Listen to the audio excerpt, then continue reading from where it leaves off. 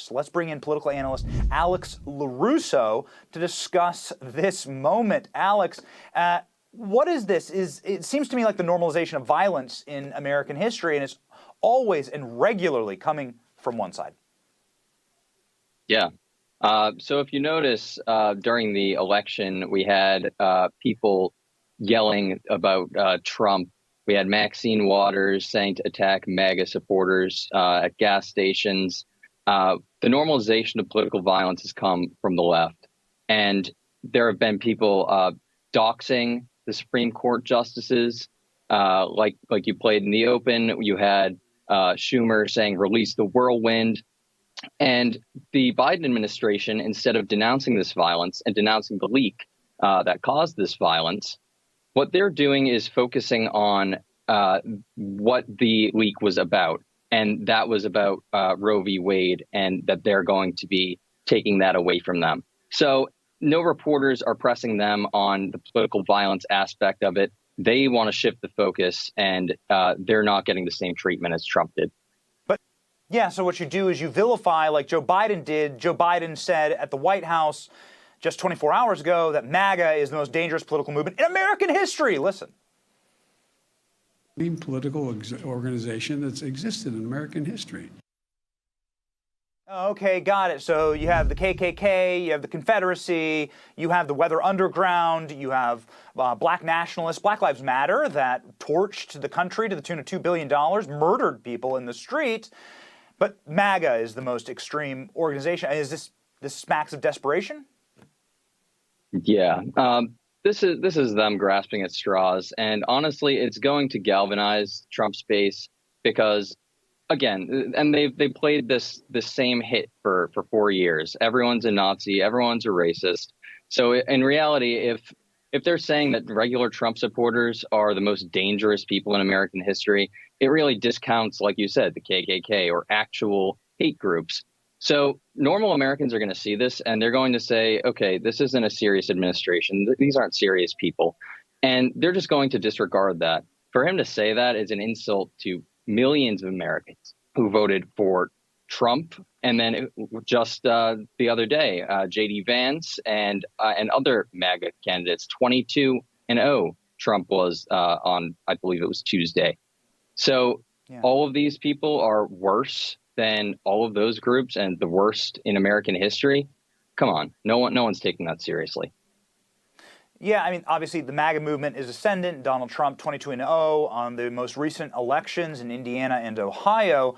And it also seems as though Joe Biden is not just vilifying the MAGA movement, but also vilifying a institution he may perhaps be a part of, known as the Catholic Church. Catholic Joe Biden is seemingly going against the teachings of his own pope, his own religion. He didn't used to have these views. Check out this clip from 2006. I do not view abortion as a choice and a right. I think it's always a tragedy, and I think that it should be rare and safe. And I think we should be focusing on how to limit the number of abortions, and there ought to be able to have a common ground and consensus as to do that. So limit the number of abortions. It's not a right. This seems like a mainline Catholic belief that abortion is a sin and that it's murder. Your thoughts, Alex? I mean, you and I both know each other. I know that you're a practicing Catholic, very devout. What is your take from the church's perspective here? Yeah, and again, what he said back in 2006, that's how most people feel in the Catholic Church. And if you want to make it more rare, the other day he was asked about it, and he admitted that it was a child that was the life was being taken of. And he also said that this ruling would be radical and extreme. And like you said, what is that helping anyone? And they're saying that MAGA is the extremist.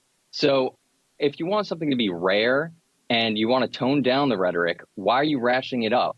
That was a common sense position he had in 2006. So I think if he stuck back to that, that would hurt him. So this is going to hurt him in the midterms. And if he runs again, it's going to hurt him as well. Is it not calling his own church extremist?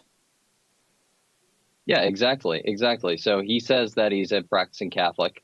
And most Catholics, they would say abortion is wrong. It's taking a life. He himself admitted it was taking a life. So linking, that view of murder in the church, he's saying that basically that's an extremist and radical position. So, yeah, you're right. He would be calling the church radical. Yeah, yeah. Radical is our final clip for you. Gavin Newsom from California. Some radicalism. Sprinkle a little bit of crazy on top of this crazy cupcake here saying climate science. If you're not in favor of climate science, you're not pro-life. Check this out. I believe in climate science. Talk to me about being pro-life. Spare me. Your body, your choice. It's a hell of a moment to live in. This dude Like you wanted to say. vaccinate like all the animals at the zoos in California, and now he's talking about your body, your choice. If you don't believe in climate change, you're not pro-life. We got 30 seconds. Alex, your thoughts? Yeah, do they have like a punch card where every issue that comes up, they have to sprinkle climate nonsense in it? Like, what does killing a baby have to do with like climate change or whatever? And that's really the best he got. And then he says, "My body, my choice. Don't give me that." Hello, vaccine mandates, all of these mandates for the past 2 years, and they can just flip a switch and say, "My body, my choice" over abortion and not even think twice about it. It's absolutely crazy. To quote a very famous man, they're not sending their best. Alex Lorusso, thank you for joining us. Thank you for having me, Benny.